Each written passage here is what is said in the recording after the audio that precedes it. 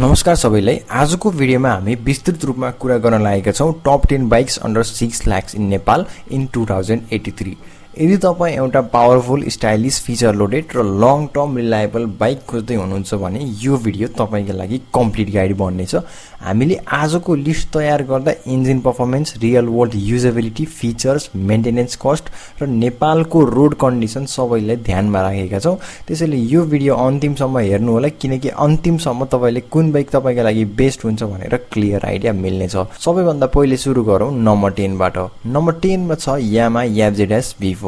यो bike 149 CC engine सँग आउँछ, जसले 13.3 PS को पावर प्रोड्युस गर्छ। अब धेरैले सोध्नुहुन्छ यो परफर्मेन्स लिस्टमा किन आयो, किनकि यो बाइक प्योर पावर भन्दा पनि रिफाइन्ड इन्जिन, रिलायबिलिटी र डेली युजेबिलिटी को लागि बेस्ट छ। Traction control, bluetooth connectivity, digital meter जस्ता मोडर्न फिचर्स छन्। माइलेज पनि राम्रो छ र मेन्टेनेन्स कस्ट पनि कम छ। यदि तपाई बिगिनर हुनुहुन्छ वा डेली कम्युटको लागि स्मुथ राइडिङ चाहनुहुन्छ भने यो एक प्राक्टिकल चोइस हो। अब आउँछ नम्बर 9। नम्बर 9 मा रहेको छ यामा MT-15 V2। यो बाइक लाइट वेट सेगमेन्टमा एकदम पावरफुल फिल दिन्छ। 155 सीसी इन्जिन भए तापनि VVA टेक्नोलोजी, जसको फुल फर्म हो भेरिएबल भल्भ टेक्नोलोजी, ले यसलाई हाई RPM मा एक्स्ट्रा पावर दिन्छ। 18.4 PS को पावर आउटपुट सँग यो बाइक सिटीमा एक्सट्रिमली फन हुन्छ राइड गर्नको लागि। ह्यान्डलिङ शार्प छ, ब्रेकिङ कन्फिडेन्स दिन्छ र स्टाइलिङ पनि एकदम एग्रेसिभ छ। सो युथ राइडर्सको लागि यो बाइक एउटा पर्फेक्ट कम्बिनेसन हो पावर, परफर्मेन्स, लुक्स र इफिसिएन्सी को। सो नम्बर 8 मा रहेको छ सुजुकी जिक्सर 250। यो बाइक 249 सीसी को ओइल कुल्ड इन्जिन सँग आउँछ, जसले 26.5 PS को पावर प्रोड्युस गर्छ। अब यो बाइक को मेन स्ट्रेन्थ भनेको ब्यालेन्स हो, न धेरै एग्रेसिभ न धेरै काम, पर्फेक्टली ब्यालेन्स्ड। सो लङ राइड्समा पनि एकदम फ्याटिक कम हुन्छ र हाइवे क्रुजिङ निकै स्मुथ हुन्छ। सो सुजुकी को इन्जिन रिलायबिलिटी र रिफाइनमेन्ट यहाँ क्लियर देखिन्छ। अब कुरा गरौँ नम्बर 7 को। नम्बर 7 मा रहेको छ TVS Ronin। यो बाइक क्रुजर र रोडस्टर को मिक्स जस्तो फिल हुन्छ। 225.9 सीसी को इन्जिनले यसलाई 20.4 PS पावर दिन्छ, तर यसको real strength low in torque हो। सिटी ट्राफिकमा गियर चेन्ज कम गर्नुपर्छ, स्मुथ राइडिङ एक्सपिरियन्स मिल्छ। त्यसैगरी डिजाइन युनिक छ, प्रिमियम फिल दिन्छ र कम्फर्ट लेभल पनि हाई रहेको छ। सो यो बाइक चाहिँ डेली युज प्लस ओकेजनल टुरिङको लागि एउटा राम्रो अप्सन रहेको छ। अब कुरा गरौँ नम्बर 7 को। नम्बर 7 मा रहेको छ TVS को Ronin।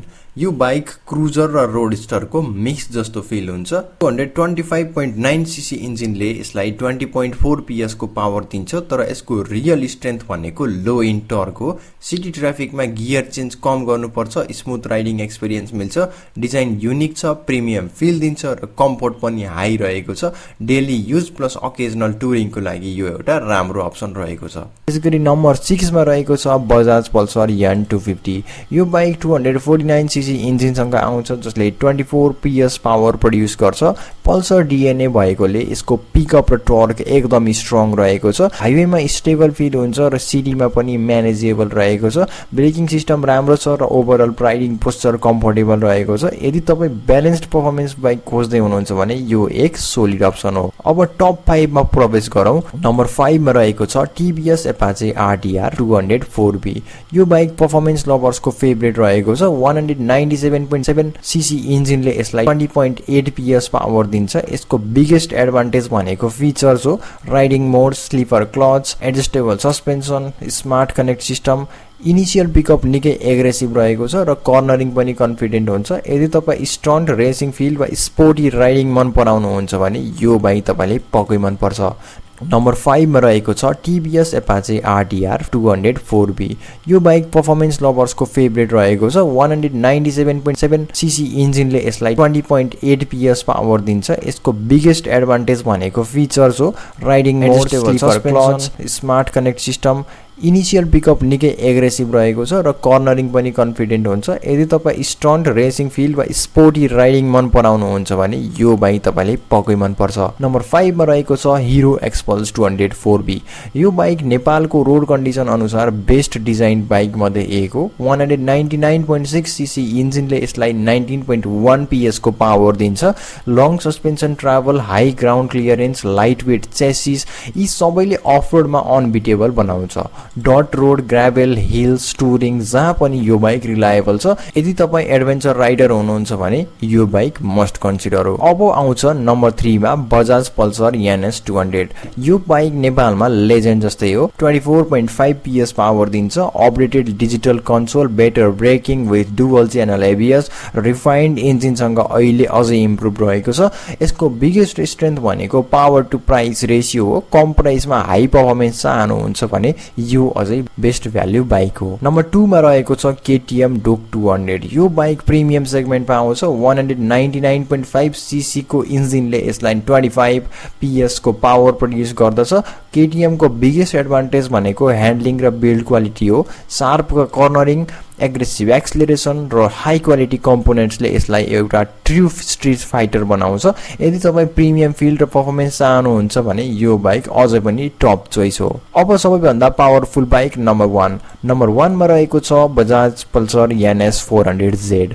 यो बाइक अहिले अन्डर 6 लाख सेगमेन्टमा सबैभन्दा पावरफुल बाइक हो। 373 सीसी इन्जिनले लगभग 40+ PS पावर प्रोड्युस गर्छ। Liquid cooling, ride modes, traction control, slipper clutch, bluetooth connectivity सबै एडभान्स्ड फिचर्सहरू यसमा पाइन्छ।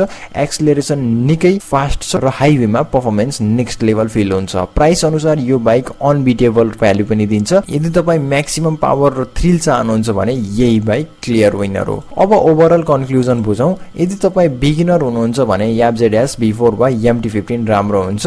यदि तपाईँ स्पोर्टी राइडिङ चाहनुहुन्छ भने Apache RTR 200 4B वा डुक 200 बेस्ट छन्। यदि तपाईँ टुरिङ र अफरोड मन पराउनुहुन्छ भने एक्सपल्स 200 4B अनबिटेबल रहेको छन्। यदि तपाईँ ब्यालेन्स्ड अलराउन्डर खोज्नुहुन्छ भने N250 वा जिक्सर 250 राम्रो विकल्प हुन्। तर यदि तपाईँ बजेटभित्र म्याक्सिमम पावर, लेटेस्ट फिचर्स र हाई पर्फर्मेन्स चाहनुहुन्छ भने पल्सर NS 400Z र पल्सर NS 200 अहिलेको बेस्ट चोइस रहेको छ। अब तपाईँ कमेन्टमा भन्नुहोस् तपाईँको फेभरेट बाइक कुन हो र यदि तपाईँ यस्तो बाइक कन्टेन्ट कम्पेरिजन रिभ्यू र अपडेट चाहनुहुन्छ भने भिडियोलाई लाइक गर्नुहोस्, च्यानललाई सब्स्क्राइब गर्नुहोस् र बेल आइकन पनि प्रेस गर्न नभुल्नु होला। हामी अर्को भिडियोमा अझै पावरफुल कम्पेरिजन लिएर आउनेछौँ। धन्यवाद।